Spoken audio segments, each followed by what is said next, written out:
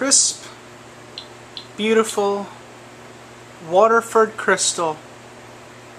Everybody has a piece, right? It's great stuff. Well made, super duper great stuff. Like this Waterford Crystal Angel, for example. Look at how nice she looks. Well, for years, lots of people have wanted to know why it is these are radioactive. And if you look in the internet, you don't really see a lot of information on why they are. People generally have various theories about the reason they're radioactive. I decided to find out for myself exactly what it is. Now, of course, a Geiger counter cannot tell you why this is radioactive. It can help you determine if it's a beta or an alpha emitter, but not really anything more than that. So I turned, like I always do, to Gamma Spectroscopy. And my lab assistant here helped. Isn't that right, lab assistant? Lab assistant. Are you a lab assistant? Okay, you're going to help scan the crystal? Even the lab assistant understands that it's radioactive. Isn't that right? Alright, well anyway, getting to normal stuff. Here's my Geiger counter sitting here at a good old 32, 34. It'll shoot up in the 40s.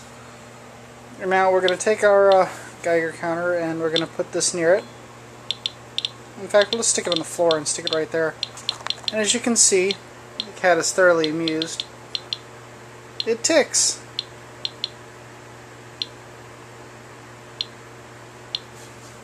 Not a lot, but it's definitely radioactive. You can see 80, 90, and if you get the right spot on it, you can shoot it way up into 100 and so, maybe 150. I think I got it to 200 at one point.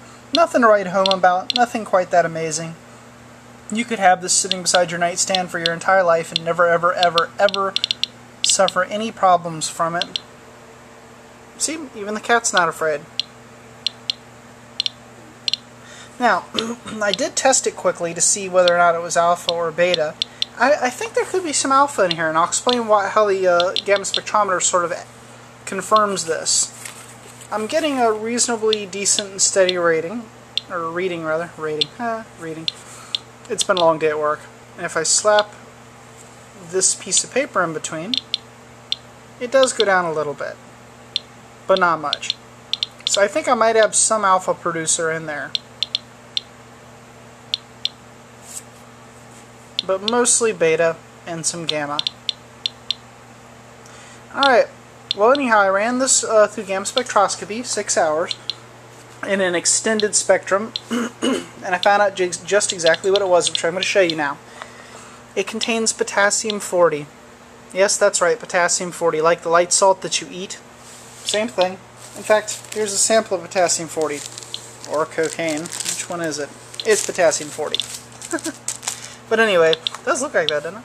Now, you put this over top of this, and as you can see, potassium 40 makes the Geiger counter go crazy. It makes the cat go crazy, too. He's going crazy. Are you going crazy? Yeah, you're going crazy. He can detect the radioactivity. Anyway, additionally, and I'm going to show you the spectrum in just a second, very short video. Additionally, I did notice a tiny little peak around 40 something or other keV.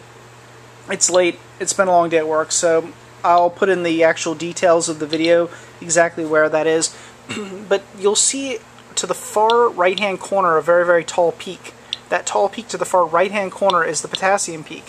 To the far left hand corner is a little tiny itty bitty little peak caused by my X-rays that go through my system all the time. And just a little bit beyond that you'll see a tiny little itty-bitty bump, which probably comes from lead-210. Radiation is upsetting the kitty. It's making him go insane.